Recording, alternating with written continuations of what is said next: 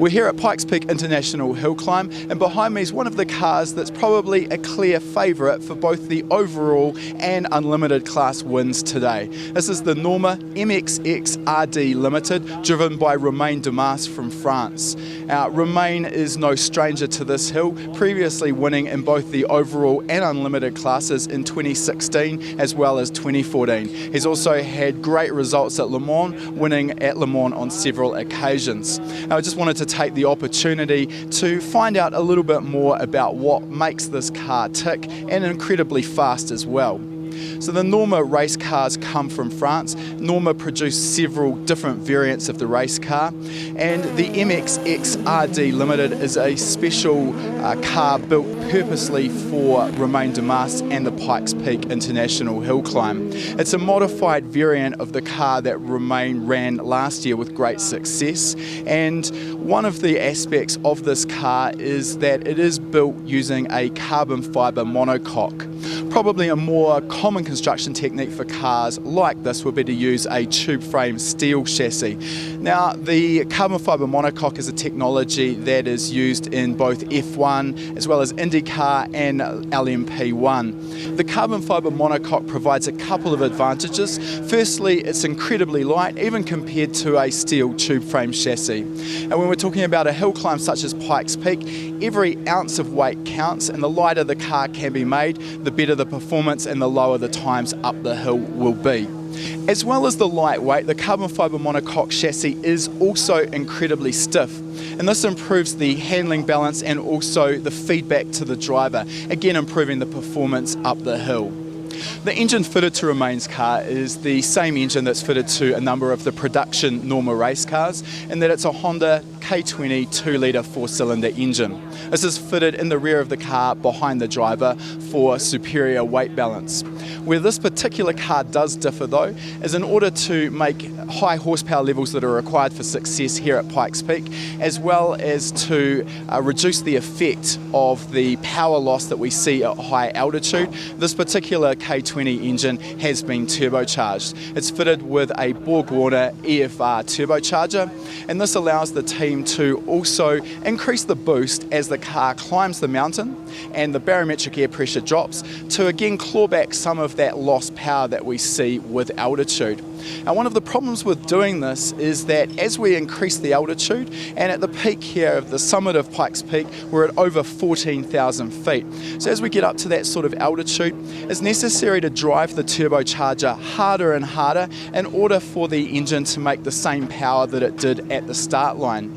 Now, if we've got a turbocharger that would be more conventionally sized for a 2-litre engine, what this means is that while everything may be fine at the start line, when we start increasing the turbocharger pressure ratio as the car goes up the hill, the turbo is worked harder and harder, and the turbo speed also increases. And every turbocharger has a critical speed. Not only does this affect whereabouts the turbocharger is operating in the compressor map, if the turbo is sped up too fast, it can actually result in failure. So in order to combat this and give the team enough headroom to make high power levels at the summit, a turbocharger that is probably a little bit larger than what you'd conventionally fit to a 2-litre engine has been chosen. Now, this does present some issues because with a small 2-litre engine, response with a large turbocharger suffers, and in this case the Cosworth engine management unit is running an anti-lag system. This works when the driver is off the throttle by bypassing air through the engine, retarding the ignition timing and adding additional fuel. This results in combustion that continues into the exhaust manifold, spooling the turbocharger so that when the driver gets back on the throttle after a corner, the turbocharger is already spooled up and the boost response is instant. As well as the anti-lag system, the car is also fitted with a launch control system to improve response off the line, although here at Pikes Peak that's actually not essential. While the cars do launch from just here beside me, the start line is actually around this left-hand corner, about 100 metres away, so it's actually not essential to go for absolute optimum launches here at this Pikes Peak hill climb. One of the interesting technologies that's employed on this car is the construction of the hubs or uprights, both front and rear. Conventionally, these may be manufactured from billet and CNC machined. And Norma have contacts with a company that does a lot of work in the F1 industry. And these particular uprights are manufactured using the same technology employed in F1. This uses a proprietary titanium-based alloy, and it's actually manufactured using a laser production process. This results in a very light and very stiff upright, and anything that the team can do to reduce the unsprung weight in the hub assembly is going to offer a large improvement in the performance and the ability for the suspension to do its job as well as possible.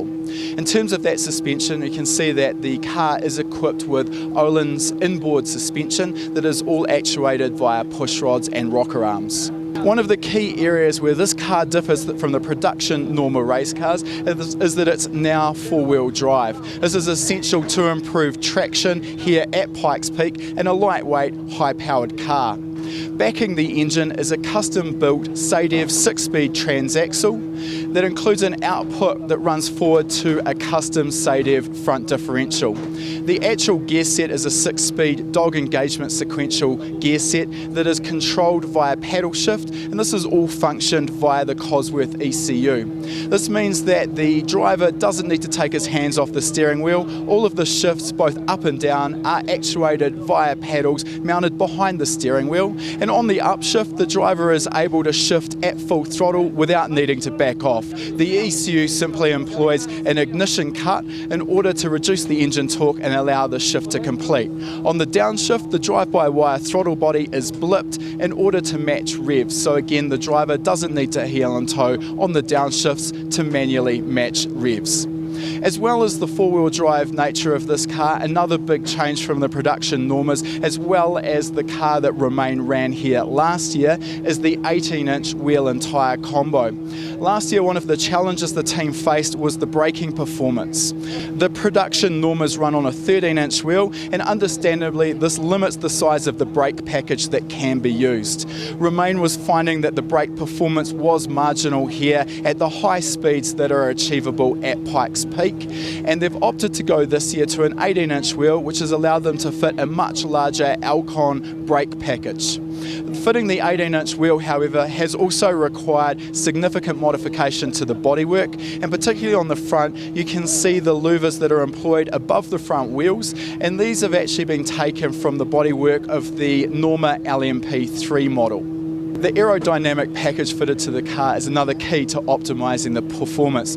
Now, unfortunately, the team weren't prepared to share with me exactly how much downforce is being produced. However, just a look at the way the rear wing is mounted and how extensive that bracing is gives you some indication of exactly how much force is being transferred down from that rear wing into the transaxle and into the chassis. The car weighs somewhere in the vicinity of 700 kgs and is producing approximately 600 horsepower at the start line. Now, obviously that's a pretty impressive power to weight ratio, and this results in a car that's understandably a bit of a handful to drive. You'll notice that on the steering wheel there's several controls for Romain to operate during the run and also before the run. There's also a driver display that includes a shift light so Romain knows when to upshift, as well as driver warnings if anything goes wrong during the run. In particular, some of the dials and switches that are on that steering wheel include switches to adjust the current engine map in the Cosworth ECU, as well as controls for the aggressiveness of the anti-lag and launch control systems.